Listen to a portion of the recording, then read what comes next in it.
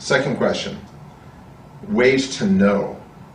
Now, in one of the comment sections of a video, he was saying that the scientific way to know with evidence is not the only way. And I'd like to say, all right, well, what other ways do you have of knowing something, and how do you know that have you verify that they're actually true, that they work? What other ways are there of knowing? There's personal experience. Christians and Jews have for over 2,000 years engaged in prayer, and they seem to be pretty happy about the results. Because if they didn't, the faith would have died a long time ago. I mean, after all, why would you continue praying to somebody who doesn't answer your prayers or who doesn't do anything for you? That wouldn't make a lot of sense, would it? Okay. But going back to Mr. O's point, I'm not going to diminish the importance of doing scientific experimentation. There's nothing wrong with that. However, there are ways that would prohibit you from knowing certain things. In the scientific method, you need to have all the information that you can possibly have at hand so you can make decisions. If someone holds back information from you intentionally so that you may not come to a conclusion that's contrary to they want you to believe is true, that's going to create a problem for you in determining what is truth. And unfortunately, today, that is very prevalent. It's prevalent amongst our left-wing politicians. It's prevalent amongst our left-wing educators. And it's prevalent amongst our left-wing so-called scientists who are nothing more than ideologues. Let me illustrate that point. First of all, by quoting an academician from Harvard University. And this is what he had to say, and I quote, "We take the side of science in spite of the patent absurdity of some of its constructs, in spite of its failure to fulfill many of its extravagant promises of health and life, in spite of the tolerance of the scientific community for unsubstantiated just-so stories, because we have a prior commitment, a commitment to materialism.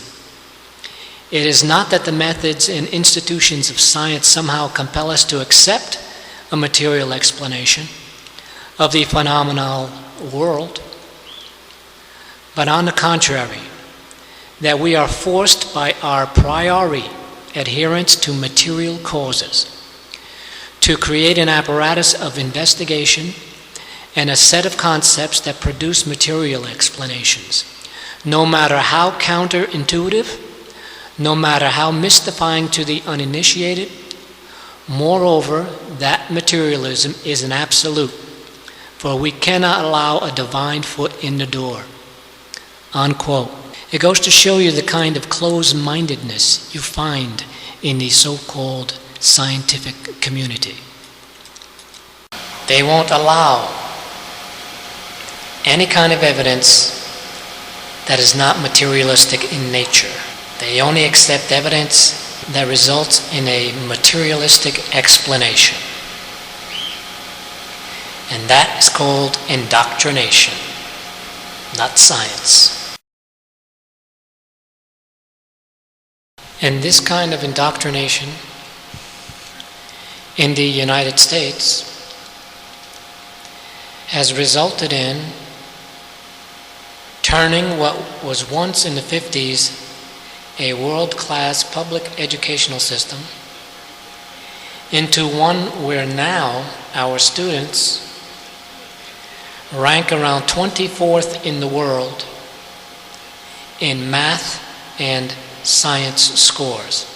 Aiding and abetting our educators are left-wing media outlets like PBS, Nova, the History Channel, and left-wing politicians like Al Gore with his propaganda piece called An Inconvenient Truth, which is nothing more than junk science.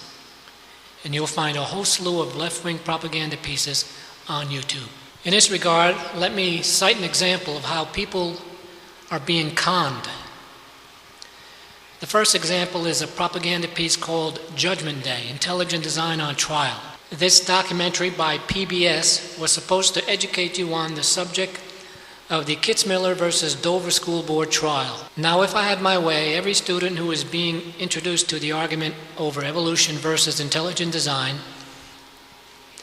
I'd make each student, as a prerequisite to the course, read the actual trial transcript.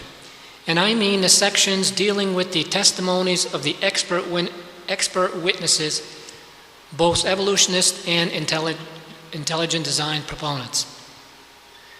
The student will get a more clearer understanding of what the arguments are about than they would get from our so-called educators, politicians, and left-wing propaganda mills like PBS. If you watch the propaganda piece called Judgment Day, which is on YouTube, and compare what actually happened at the trial itself in the trial transcript, you'll find some very conspicuous elements to the trial which PBS didn't want you to hear. PBS went out of its way to reenact the cross-examination of intelligent design witness Dr. Behe and try to make him look flustered and awkward looking by piling a bunch of books in front of him. And the dialogue in the reenactment between Dr. Behe and the attorney was nothing at all like the actual dialogue in the trial transcript. It was all theatrics. It was comparable to the pathetic Hollywood reenactment of the Scopes trial in Inherit the Wind. But the most damning evidence for what a piece of propaganda this documentary was the total omission of the cross-examination of the evolutionist expert witnesses. Not a single cross-examination was reenacted. Why? Well, because PBS and Nova are pro-evolution and do not want you to be aware of anything that might cause you to pause and think about their sacred cow. Let's start first with evolutionist Kevin Padian's cross-examination testimony. He was shown a quote from the late Stephen Jay Gould, who was one of the most prominent evolutionists in the 20th century. Here is what Gould had to say. The evolutionary trees that adorn our textbooks have data only at the tips and nodes of their branches. The rest is inference, however reasonable, not the evidence of fossils, unquote. So when asked what he thought of this, quote, evolutionist Padian said, and I quote, Steve didn't know what he was talking about, unquote. Whoa. So you got one evolutionist expert charging that another evolutionist expert didn't know what he was talking about concerning the alleged fossil evidence for the evolutionary trees that appear in the textbooks. Gee, why wouldn't PBS want us to be aware of this conflict between evolutionists and their views of the evidence?